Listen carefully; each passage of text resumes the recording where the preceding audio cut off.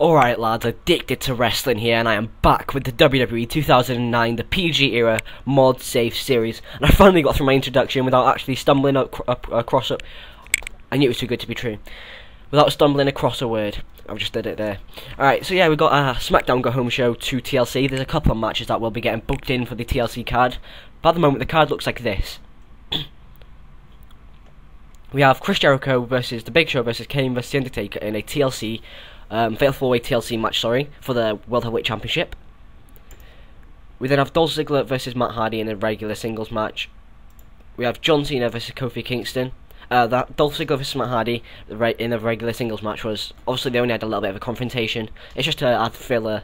It's a bit of a filler match to the card and give Dolph Ziggler a bit of momentum and see who comes out as winner. And yeah, we pretend it's announced on like WWE.com or something. We then got John Cena versus Kofi Kingston in a tables match for the WWE Championship. We then got Mickie James versus Michelle McCool in a regular Divas match for the Women's Championship. We then got Shawn Michaels versus Triple H in a no DQ match. It was meant to be a chairs match, but for some reason it isn't in the match type database, so it's just no DQ. And then we got Shelton Benjamin versus Christian in a ladder match for the ECW World Heavyweight Championship. We have two pre-show matches between one between Batista and Kung Fu Naki, and one between Rey Mysterio and Mike Knox. These two guys are, well, Rey Mysterio I want to get on the card, and Batista needs to get a bit of momentum going. So that's why they're on the pre-show. Pre-book the arena. I want to go somewhere like, let's go to the southwest. Why not? Let's go to the southwest. Actually, no, let's go to the tri-state. Try and get a bit of a capacity crowd, and then we'll start the show. So the first pre-show match, in an extremely short match, Batista defeated Kung Fu Naki in 4 minutes 45 seconds by pinfall with a Batista bomb. Nothing special, just get a Batista a little bit of momentum. He's improving his performance skills, which is good, and yeah, help his momentum really, because I've got a few plans for Batista, but I've got a C62, nothing special. But then we've got a B82. These two guys did have a match a couple of weeks ago on Smackdown. In a battle feature action, a good crowd, Rey Mysterio defeated Mike Knox in 7 minutes 42 seconds by pinfall with a drop in the dime 619. And yeah, I reckon these two suit each other well. Maybe one day they could have a feud if I decided to push Mike Knox or something, I don't know. But yeah, not that many minuses. Rey Mysterio holding back, locker room morale, Mike Knox for holding back, inconsistency and locker room morale, and announcing quality, so nothing that could really have helped with, that we could have sorted. But then we got the actual show starting off with an A91. I don't know if I'm a little bit quiet, I might move the mic a bit closer to my mouth. There we go. Smackdown starts with Chris Jericho coming down to the ring and telling the fans in attendance that he's the only true #1 contender for the World Heavyweight Championship, and everyone else in the TLC match is just an imposter and a phony, just like everyone else in attendance tonight. Kane comes down to the ring and takes a microphone, telling Jericho that maybe he should prove that such a bold claim. He says that Jericho can't run Kane off of SmackDown like he did the Big Show, but tonight he's more than happy to let Jericho face him in the main event and prove himself. The Undertaker comes out onto the stage with his World Heavyweight Championship and informs both of them tonight they'll both get to prove themselves, as there is going to be a triple threat match between the three competitors in the main event. So a bit of a taster for the World Heavyweight Championship match at TLC. That's moved on the World Heavyweight Championship storyline really well. She needs to get rid of this. There we go.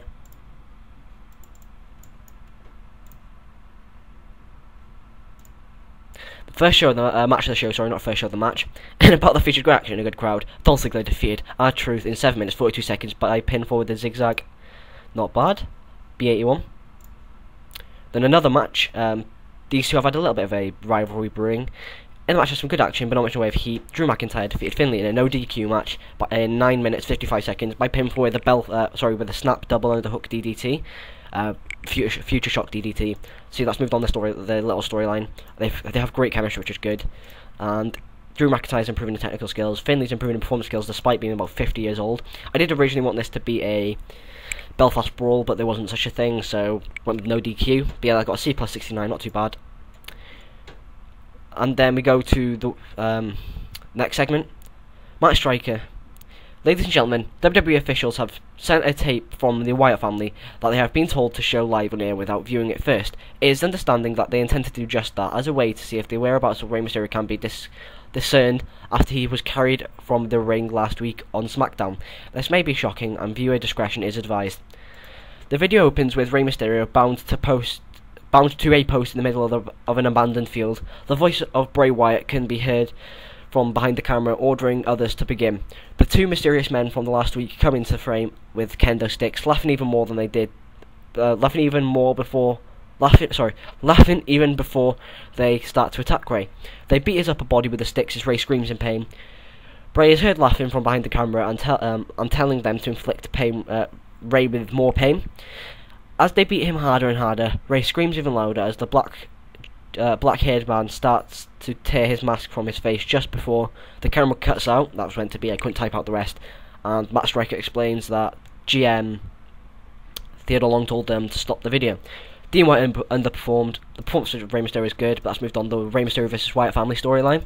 And yeah, it's going well so far. C62 is very good for two guys that are very new to the roster. B+86, Kane is talking to the Undertaker in a dark room. He tells his brother there's no way that he'll be stopped in his pursuit of the World Heavyweight Championship, whether that's tonight or TLC. The Undertaker simply nods and informs his brother that he will stop at nothing to retain his title. The performance of the Undertaker was good. That's moved on the World Heavyweight Championship storyline. Not bad. Before her match, Michelle McCool tells the audience and Mickie James herself that there's no way that she's losing the Women's Championship at TLC because she is what she and Layla claim to be, flawless. Mickie James versus Layla storyline is advanced for that segment. That's got a C65. Then the Divas match got a B-72, not bad at all. The match had some good action, but not much in the way of heat. Layla defeated Maria and Mickie James in 7 minutes 43 seconds, when Michelle McCool defeated Maria by pinfall with a Styles Clash. I don't know why the hell she uses a Styles Clash. She's not AJ flipping Styles. Jesus. But yeah, Layla and Michelle McCool have excellent chemistry when teaming together. That's moved on the Mickie James versus Layla storyline. B+84. CM Punk is in the ring with a microphone and he tells John Morrison they made a mistake last week by not accepting his invitation to the Straight Edge Society. He says that Morrison could have given up his Intercontinental Championship, but now Punk is going to take it. So, yeah, that's moved on the Intercontinental Championship storyline, and we can actually pre-book that into the TLC card. Just a regular singles match, though.